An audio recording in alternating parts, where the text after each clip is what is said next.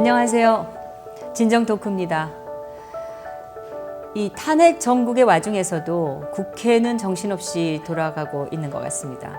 그런데 이 국회에서 과연 여당이 있는 것이냐 싶을 정도로 야당의 독주가 심한데, 존재감이 너무 없는 이 이름을 바꾼 지금은 자유한국당이 된 이 자유한국당의 그 입지를 바로 세우기 위해서, 중심을 잡기 위해서 애쓰시는 분이 한 분 계십니다. 오늘 이 자리에 초대했는데 태극기 집회에도 열심히 나오셔서 뭐 연설을 하시는 것도 아니고 조용히 한켠에서 애국 시민들에게 힘을 실어주고 계시고요.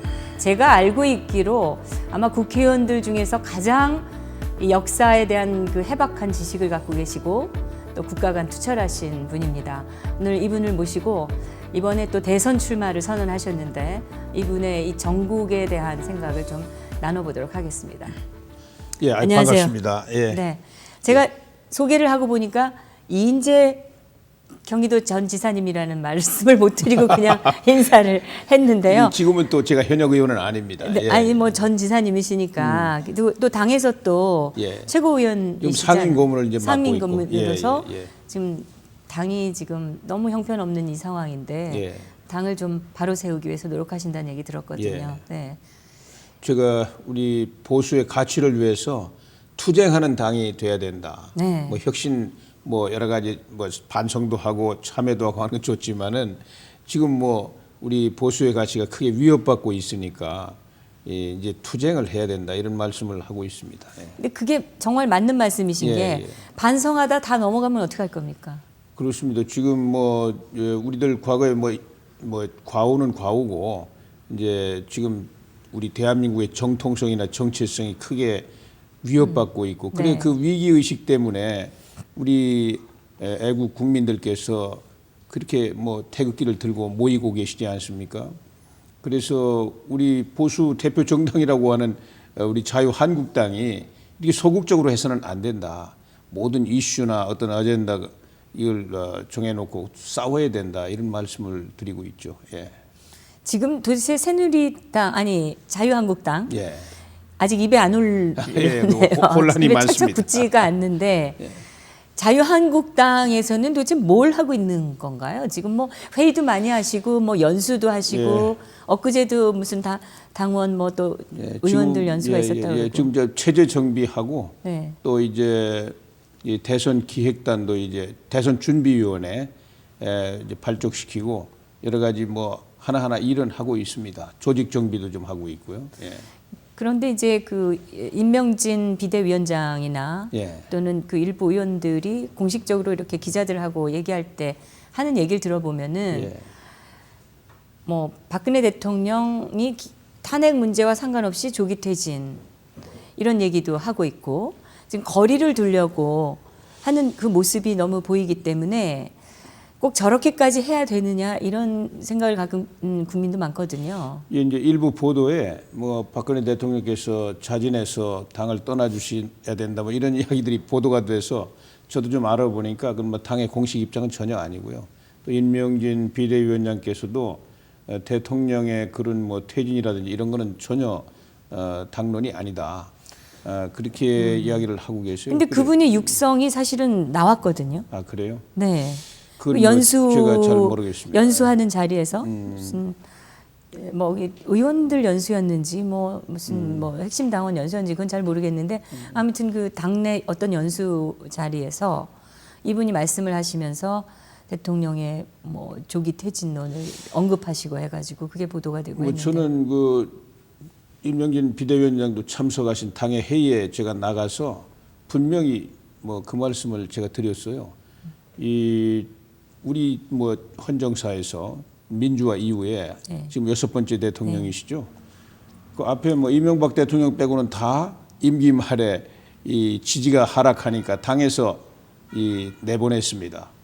쫓아냈는데 지금 봐라 저 김대중 전 대통령이나 노무현 전 대통령도 그 다 당에서 쫓겨났어요. 네. 근데 당에서 쫓아낸 그분들이 있는 당에 가보면 다 그 사진이 있지 않느냐. 뭐 또 보도를 보니까 민주당 그 새 당사에 그 두 분 뭐 흉상까지 만들어서 이렇게 놓는다고 한 보도를 봤는데 이렇게 부끄러운 짓을 하면 되느냐, 당당해야 된다. 그리고 대통령을 만들었으면 대통령과 함께 영광도 오욕도 함께 하는 것이고 그게 역사지. 당에서 내쫓는다고 그게 뭐 달라질 게 뭐가 있느냐. 그래서 우리는 당당하게 가야 된다. 이런 말씀을 제가 드렸죠. 근데 중요한 거는 대통령께서 사실은 아직까지는 명확하게 어떤 죄명이라든지 뭐 잘못이라든지가 증거로 규명된 게 아직 없고 예. 또 탄핵이 이제 기각이 되면 다시 이제 당으로 돌아온 탈당할 생각이 전혀 없어 보이니까. 예. 근데 그렇게 되면 어쩌자고 저렇게들 할까? 저는 그런 생각도 그건 들어요. 아주 잘못된 생각입니다. 그리고 네. 이 정치를 하다 보면 과오도 있죠. 네. 그러나 그 정치적 과오는 탈당을 시킬 당에서 내쫓을 이유가 안 되는 거예요.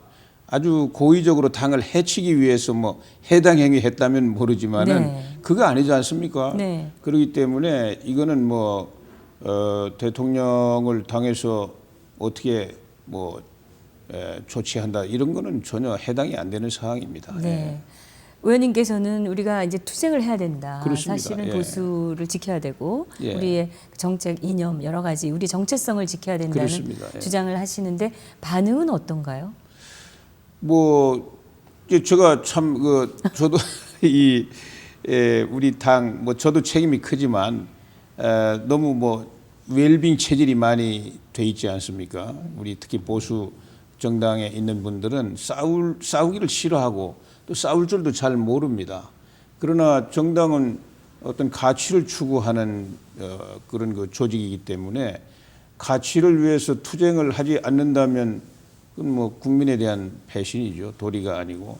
지금 예컨대 역사 교과서 같은 것도 바로 뭐 몇 년 전에 대통령과 우리 당이 주도해가지고 그 힘든 투쟁을 시작했는데 지금 뭐 완전히 뭐 채택도 거의 안 되는 이런 상황이 돼버렸고 그래서 이런 것들도 정말 이 국민들을 설득하는 일로부터 시작해가지고 어떻게 해서든지 우리 중고등학교 학생들한테 국민 세금으로 교육을 시키는 건데 올바른 역사를 교육시키기 위한 투쟁을 해야 되지 않느냐 그런 생각입니다. 네, 저도 우리 지사님 말씀에 전적으로 저도 동의를 하는데 사실 그 역사 교과서 문제만 해도 국정 교과서가 됐으면 정부가 정책적으로 국정 교과서를 그렇습니다. 예. 다 쓰도록 만들어야 예, 되는데 예. 국정교과서 한다 해놓고 연구학교를 신청받는다. 이게 도대체 앞뒤가 안 맞는 거라는 거죠. 그러면 이게 처음에 전에 그 새누리당에서 의도했던 그게 아니지 않습니까?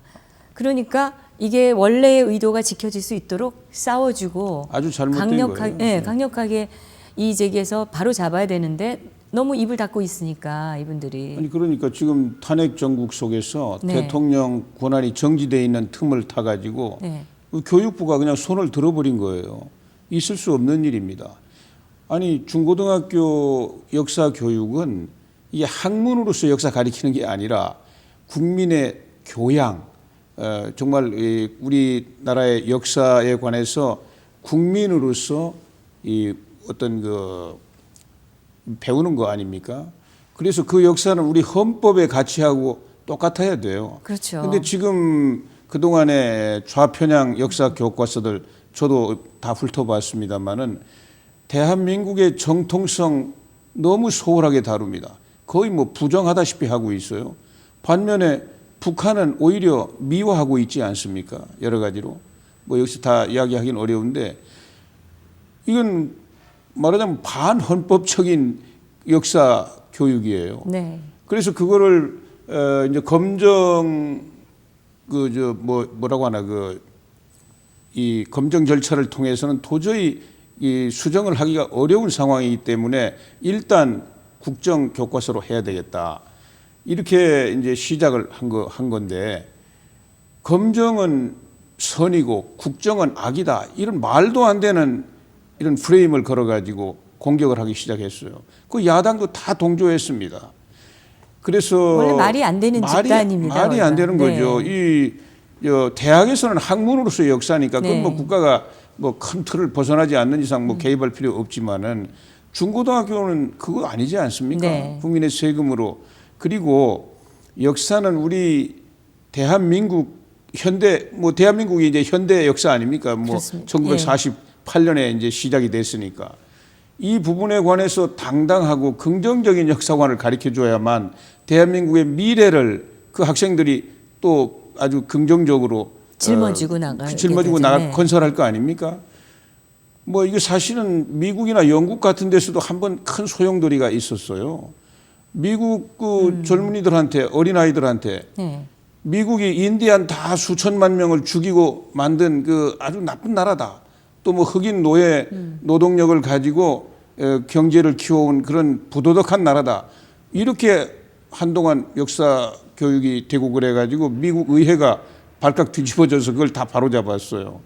영국도 빅토리아 왕조 때 전 세계 식민지를 건설해가지고 수탈해가지고 그런 부끄러운 역사가 있다. 이렇게 가리키는 걸 다 영국에서 그 의회에서 다 수정하지 않았습니까? 우리 지금 통일을 앞둔 이 마당에 이렇게 대한민국의 정통성, 우리 헌법은 북한은 국가가 아닙니다. 우리 민족국가, 뭐 고조선에서부터 쭉 내려온 그 민족국가의 법통이 대한민국으로 이어져 온 한반도의 유일한 국가가 우리 대한민국이란 말이죠. 그게 헌법입니다, 헌법. 거기에 맞게 역사가 서술돼야만 되지 않아요. 북한은 평화 통일을 해야 할 그냥 실체에 불과한 거고. 근데 그거를 바로잡으려고 하는데 그걸 못하게 합니다. 이게 말이 안 되는 거죠. 다른 나라들은 잘못된 것을 의회에서 바로잡는데 예. 우리는 의회가 더 잘못 가게 만들고 있으니까. 지금 야당이 저렇게 말도 안 되는 행동을 하고 있으니까요. 그렇죠. 지금 조금 전에 말씀하신 그 내용도 아마 이 좌파들, 이 야당의 의원들이 들었으면 부들부들부들하는 그런 내용입니다, 사실은. 근데 저도 야당도 뭐 헌법의 아들들이고 헌법에 충성해야 되는데 왜 그러는지 저도 이해가 잘 안 됩니다. 예.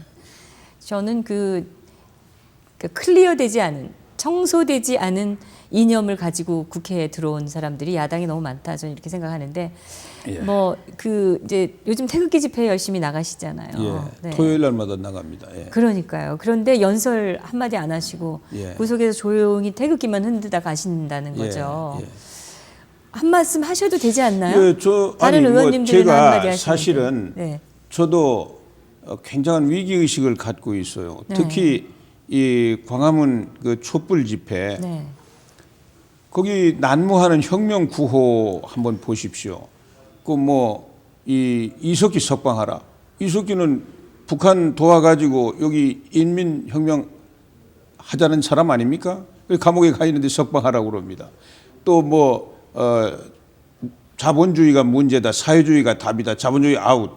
또는 무슨 뭐 중고생이 앞장서서 혁명 정권 내세우자. 또 뭐 이 북한이 희망이다, 우리의 미래다.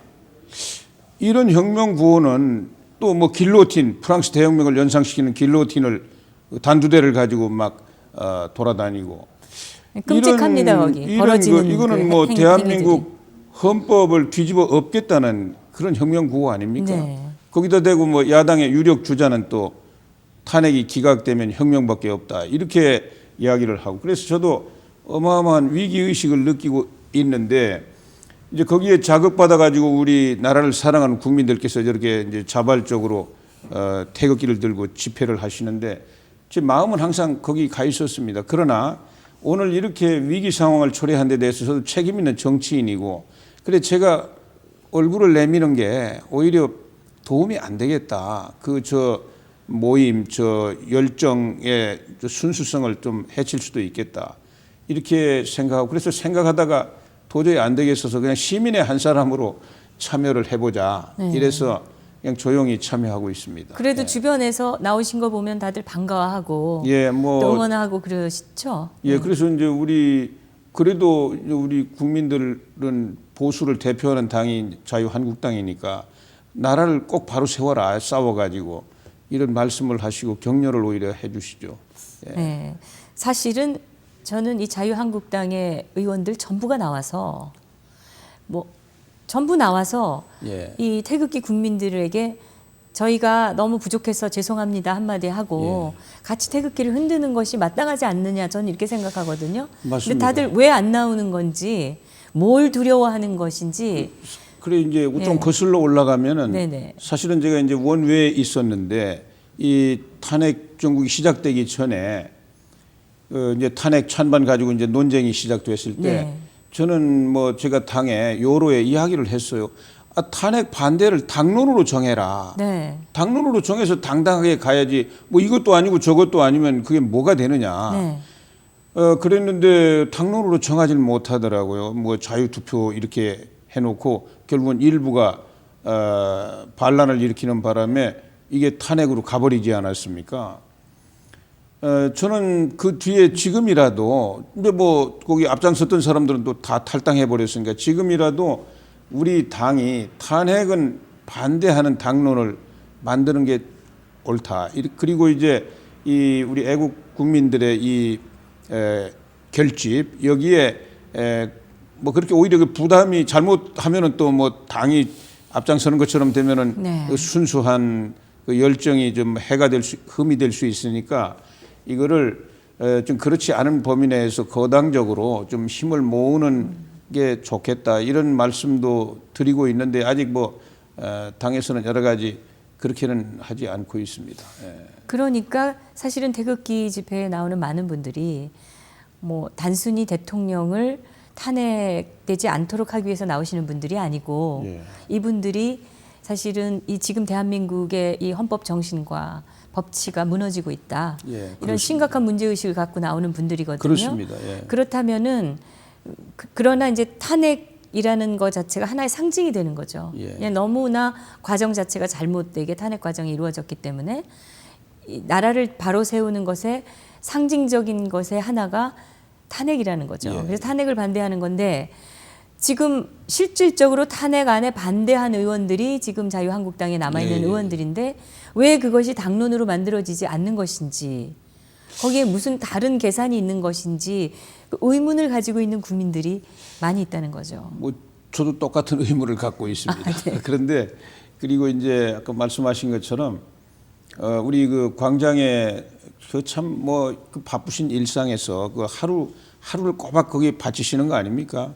나오시는 분들 깊은 뜻은 단순히 박근혜 대통령을 구해야 되겠다 그런 마음도 뭐 많이 계실 겁니다. 그러나 그걸 뛰어넘어서 우리 헌정이 이런 식으로 이게 왜곡되면 되겠느냐. 네. 이 대한민국이 어떻게 만들어지고 여기까지 온 나라인데 이렇게 폭풍처럼 어디까지가 진실이고 어디까지가 거짓인지도 모르는 이런 막 눈 깜짝할 사이에 뭐 폭풍처럼 몰아붙여 가지고 대통령을 몰아내면 이 대한민국이 앞으로 정상적으로 굴러가겠느냐. 네. 이런 두려움 때문에 나오시는 거 아닙니까? 그래서 우리 이제 뭐 새누리당이 정말 중심을 딱 잡고 이 문제를 잘 풀어 나가야 되는데 사실 미국 같이 뭐 미국은 이제 우리는 70년이지만 헌정 미국은 240년이 넘었습니다. 네. 한 번도 탄핵으로 대통령 몰아낸 일이 없거든요. 예, 정말 이번에 이 탄핵 헌법재판소가 탄핵 재판 이제 결론을 내리겠지만 그래 저는 뭐 역사에 후회가 없는 그런 당당한 결정을 좀 해주기를 바라고 있고요. 아마 우리 광장에 모이신 국민들의 마음도 그러리라고 생각합니다. 예. 네, 저는 개인적으로 이번에 그 자유한국당 의원들이 탄핵 문제라든지 앞으로의 그 전국에 대해서 명확한 입장 표명을 하고 당론을 분명하게 하지 않으면 이분들의 정치 생명이 과연 오래 갈 것인가 저는 그런 생각도 듭니다. 이건 뭐 제 개인적인 생각이기 때문에 그렇다는 거죠. 근데 이제 대선 출마 선언하셨잖아요. 예, 그렇습니다. 네. 네 번째시잖아요. 네 번째입니다. 네, 임전불퇴의 정신을 가지고 계신 분으로. 저는 뭐 시작하면 끝까지 갑니다. 예, 네. 그게 어떤 의지로, 뭐 원래 내가 대통령이 나는 돼야 되겠다는 의지를 그 어떤 정치인보다도 확고하게 가지고 계시고 준비를 해오신 것으로 저는 듣고 있는데. 네. 저는 원래 어릴 때부터 꿈이 통일입니다. 네. 이렇게 나라가 갈라져 있는 거 도저히 제가 마음으로 이게 받아들이기가 어려워요. 네.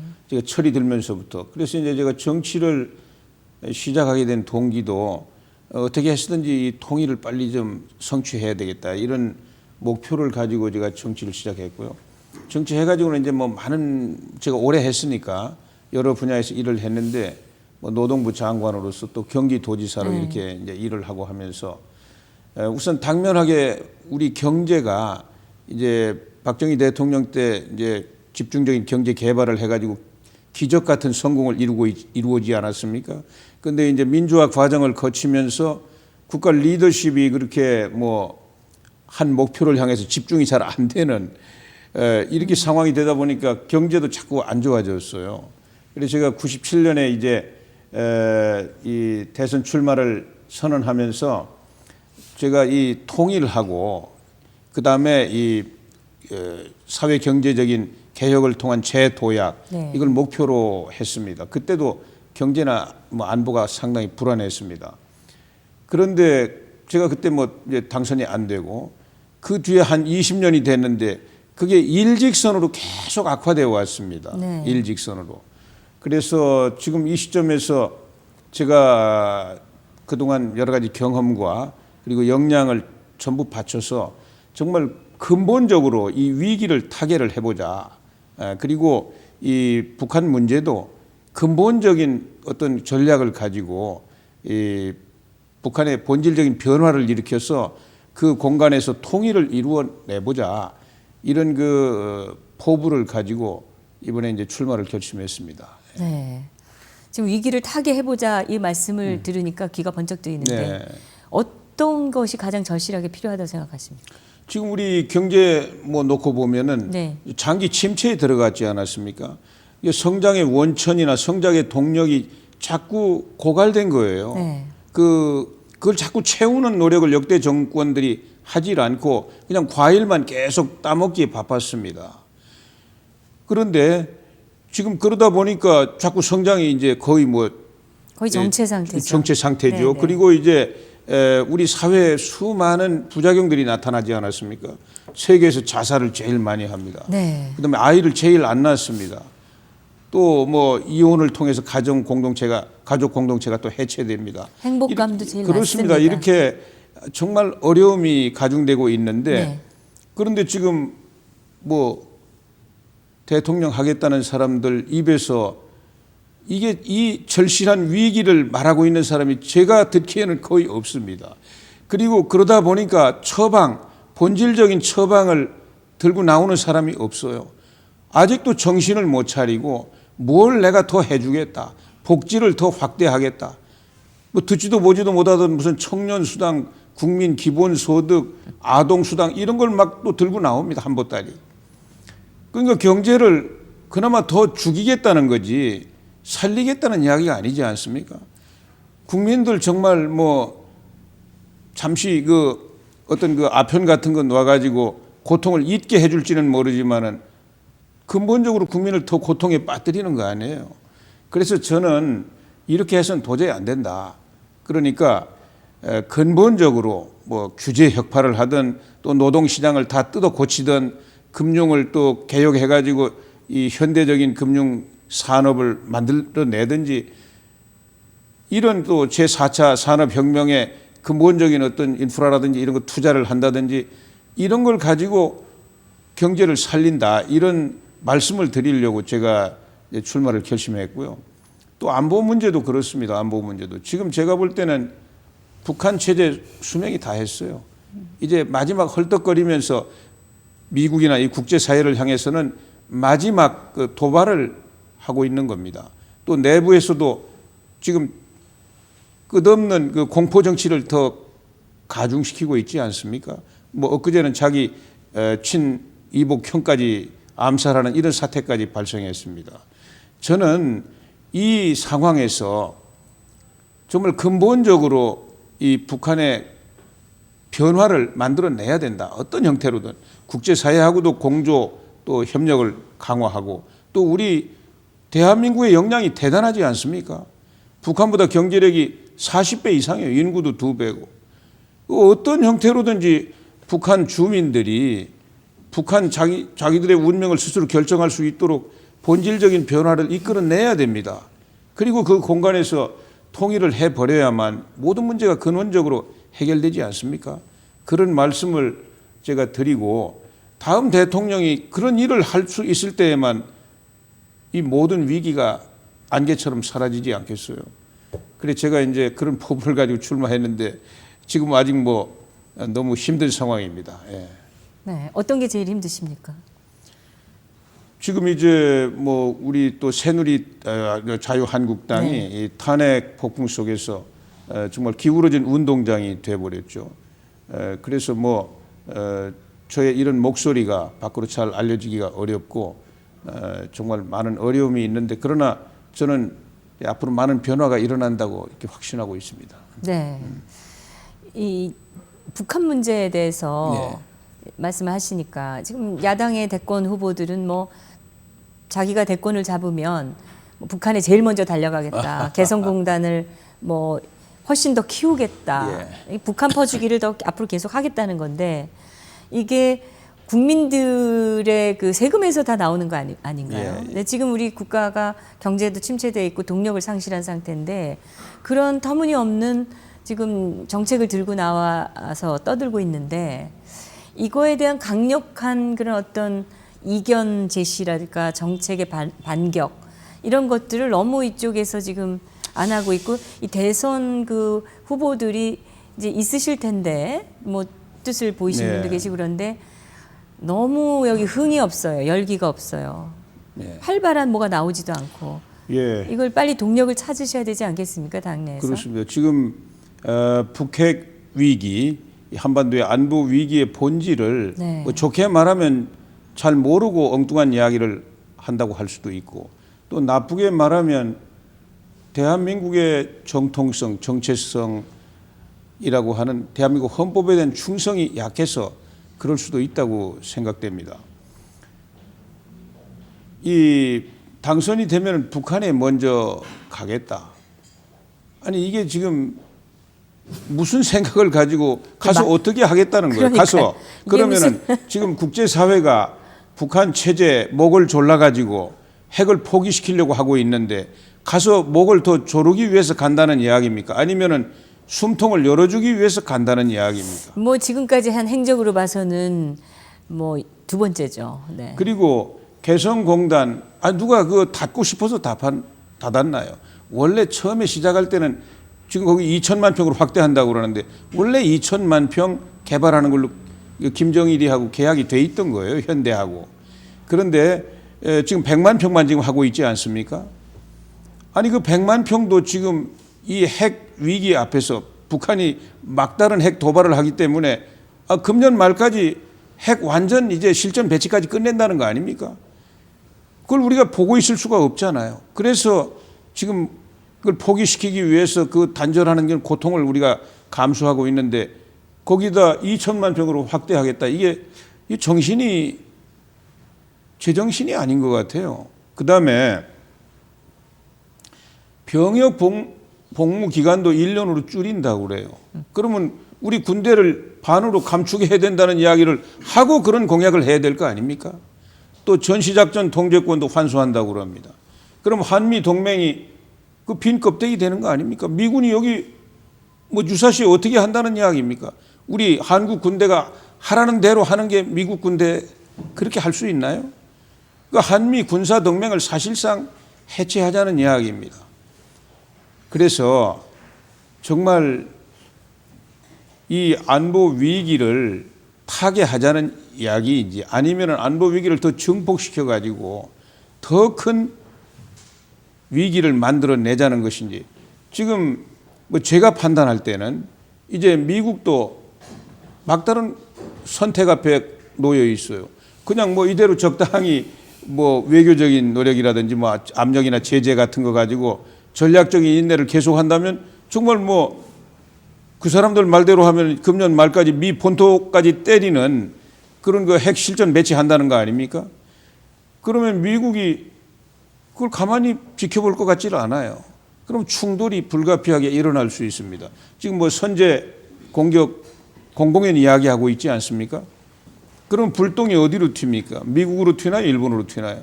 우리 대한민국으로 튀는 겁니다.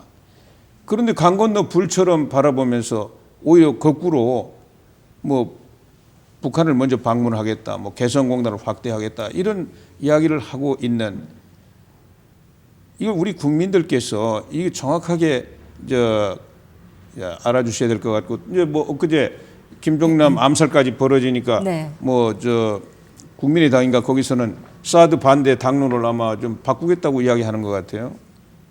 이제 저는 뭐 그 부분은 뭐 당연한 얘기지만 좀 쇼같이 보이는 게 뭐 그런 중차대한 일을 이제까지 반대하다가 뭐 갑자기 그렇습니다. 그렇게 뭐 종이장 뒤집듯이 그 하는 것도 정책적인 일관성이랄까 그다음에 신념이랄까 이런 게 좀 희박해 보이고 저는 놀란 게 김정남이가 살해를 당했는데 국민이 동요하면 안 된다 이러고 호들갑을 떠는 것도 저는 좀 이해가 안 되는 게 아니 뭐 김정은이가 살해를 당했으면은 뭐 우리가 좀 긴장할 필요가 있지만 야당의 대권 후보라는 분들이 김정남 살해된 거 가지고 온 국민이 뭐 긴장을 하면 안 된다 뭐 막 이렇게 얘기하는 것도 좀 조금 좀 뭐 좀 자기들 납득이 안 선거에 되는 부분이- 불리해질까 봐서 그런 얘기를 하는 것 같은데 정말 잘못된 자세죠. 예. 네.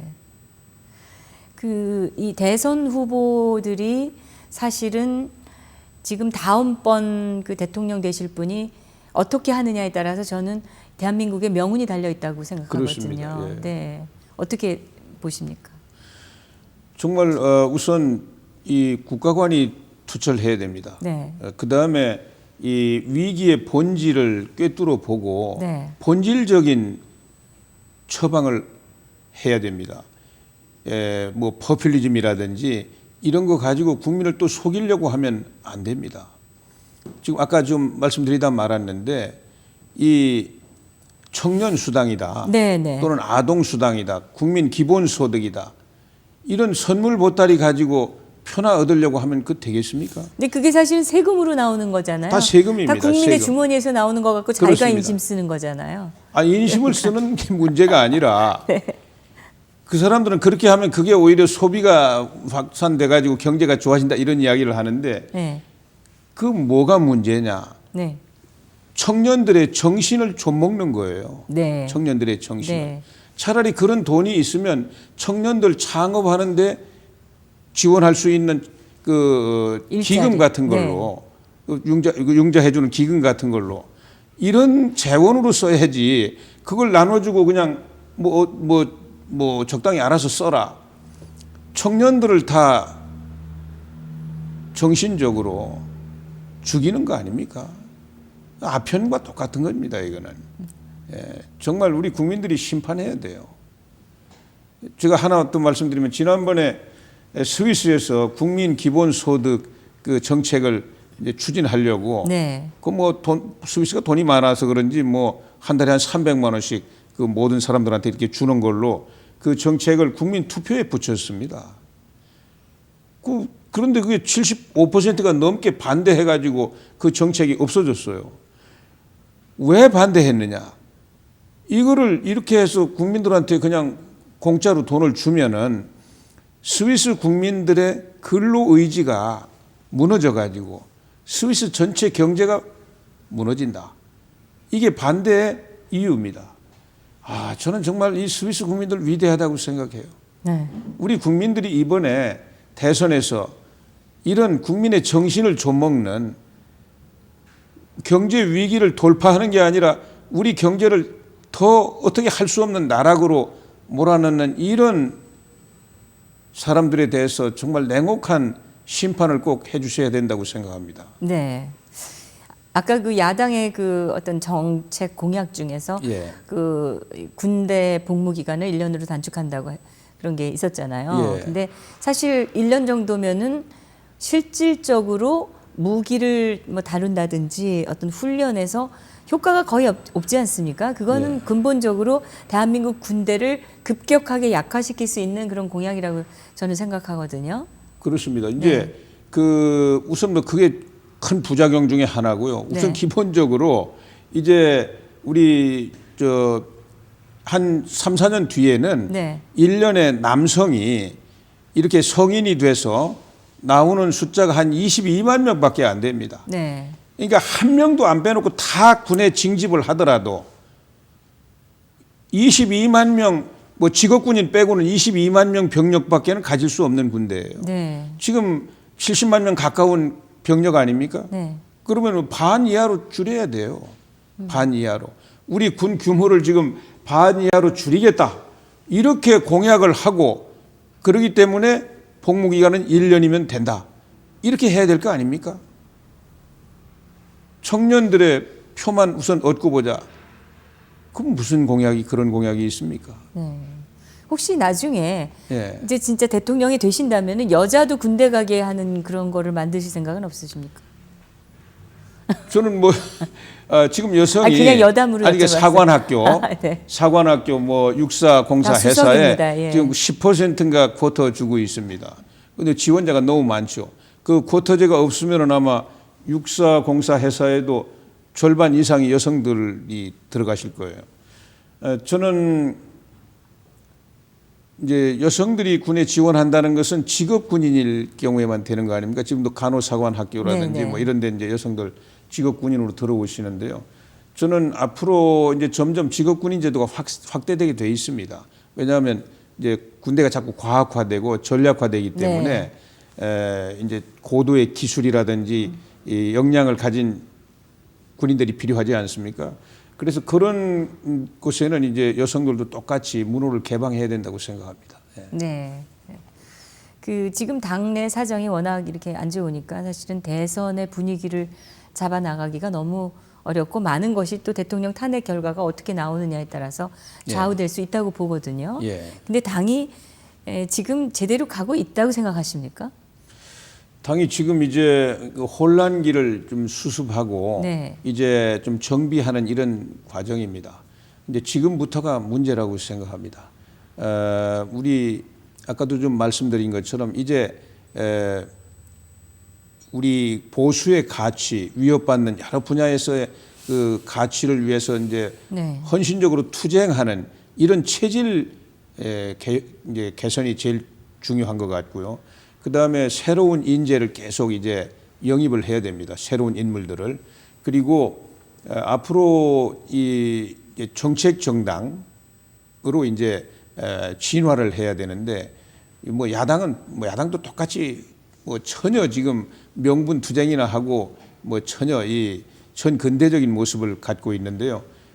뭐 그것 때문에 우리도 그렇게 해가지고는 이 정치가 뭐 변화가 안 일어납니다.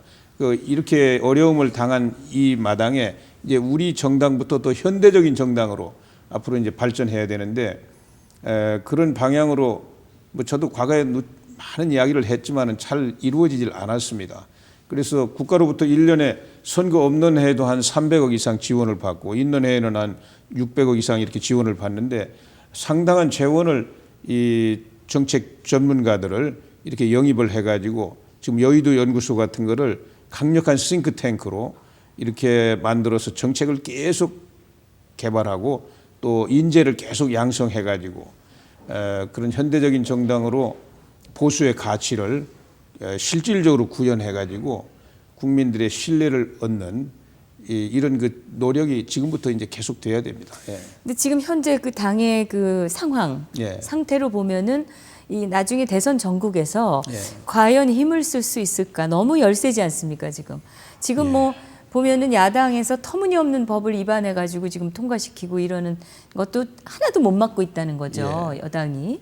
명색만 여당인데 지금 이 상태로 가다가는 틀림없이 이제 범여권이다 그래 가지고 저 바른정당하고도 뭐 통합을 하지 않으면 안 된다. 이런 어떤 실질적인 필요성이 생길 수도 있고 그렇게 봅니다. 어떻게 해야 된다고 생각하세요? 그렇습니다. 지금 이제 우선 뭐 저도 엊그제 그 환경노동위원인가요? 거기 그런 문제도 있고 그래서 뭐 상임위 보이콧한다는 말씀도 듣고 그랬는데 우선 의회에서 현재 문제 강력히 투쟁해야 됩니다. 네. 또 사실은 19대 국회 때 그 당시는 새누리당이죠. 과반 의석이 넘는 의석을 가지고도 아무것도 못했어요. 뭘 가지고 못했느냐. 네. 야당이 국회 선진화법을 무기로 꼼짝을 못하게 막았습니다. 근데 그 국회 선진화법은 물론 나쁜 법이죠. 지금도 그게 남아 있어요. 그럼 우리 자유한국당이 그걸 뭐 무기로라도 나쁜 법은 얼마든지 막을 수 있습니다. 그런 투쟁을 해야 되고요. 앞으로 이제 보수 세력의 재결집, 재구성이 이제 필요합니다. 그래서 이제 그것은 우리 나라를 사랑하고 걱정하는 우리 국민들의 어떤 여론의 힘에 의해서 그런 어떤 변화들이 저는 이루어져 나갈 것이라고 생각합니다. 임명진 비대위원장이 사실 목사님이시고 정치를 얼마나 알 수 있을까, 정치의 어떤 메커니즘, 노하우 이런 것들이 좀 있으셔서 제대로 당을 이끌 수 있는 분인가요? 그리고 많은 분들이 거기에 의문을 제기하고 있거든요. 이름 그대로 비상대책위원장, 이제 응급의사로 들어오셨습니다. 그러면 곧 그 나가시나요? 선택이 뭐 잘 됐느냐 잘못됐느냐는 제가 뭐 말씀드리긴 좀 그런데 제가 또 관여했던 일도 아니고요. 하여튼 그분은 아주 제한된 일만 하시고 이제 본래 위치로 돌아가십니다. 현재. 그렇습니다. 본인도 네. 그렇게 말씀을 하고 계시는데 네. 지금 이제 오신 지가 뭐 이제 한 40일 좀 지났나 그렇다고 그래요. 그거밖에 안 됐나요? 이제 얼마 안 됩니다. 예, 그래서 뭐 엄청 오래된 것 같습니다. 하도 시끄러워가지고요. 그래서 이제 네. 지금 이제 당 이름도 좀 바꾸고 네. 일부 정강도 좀 바꾸고 그랬는데 요 급한 일을 하고 뭐 언제쯤 이제 퇴진하실까 여러 가지 궁리를 하고 계신 것 같더라고요. 뭐 그리 네. 오래 가진 않을 겁니다. 예. 네. 그러면 이제 바뀐 모습으로 당이 제대로 갈 수 있다고 확신하고 계시나요?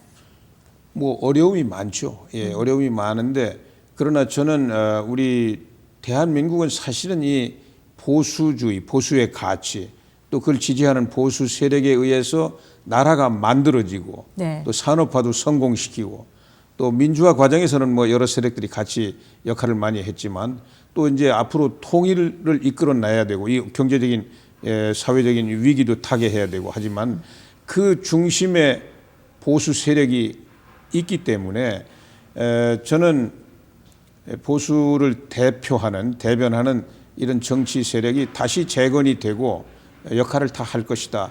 이런 그 낙관적인 생각을 가지고 있습니다. 지금은 이제 너무 큰 충격 속에서 상처도 많이 있고 뭐 혼비백산했다시피 하지 않았습니까? 당이 막 분열되고. 네. 그러나 이제 이제 상당히 좀 이 정신을 차리고 다시 이제 말하자면 각오를 다지고 있습니다. 엊그제 제가 어제부터 오늘까지 그 원외 지구당 위원장들 연찬회 했는데 한 120명이 이렇게 모였습니다. 굉장히 분위기가 아주 긍정적이고 좋았습니다. 예, 열정들도 다시 살아나고요. 예. 그렇습니까? 예. 네.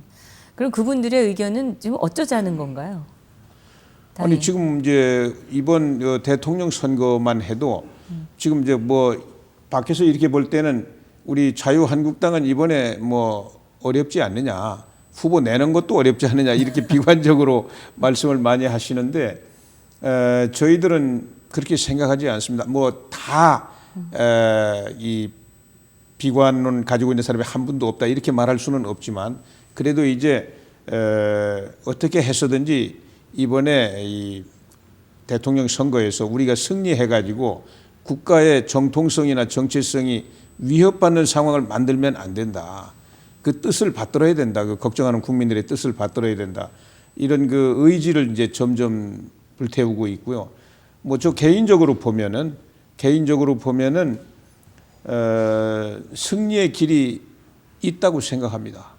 그건 뭐 전공법으로 나가면 승리의 길이 있어요.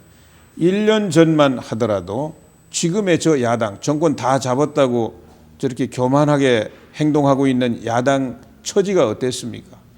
우리 당시 새누리당 지지의 절반도 안 됐습니다. 그래서 자기들도 이 내부 모순이 폭발해가지고 막 분당이 되고 하지 않았습니까?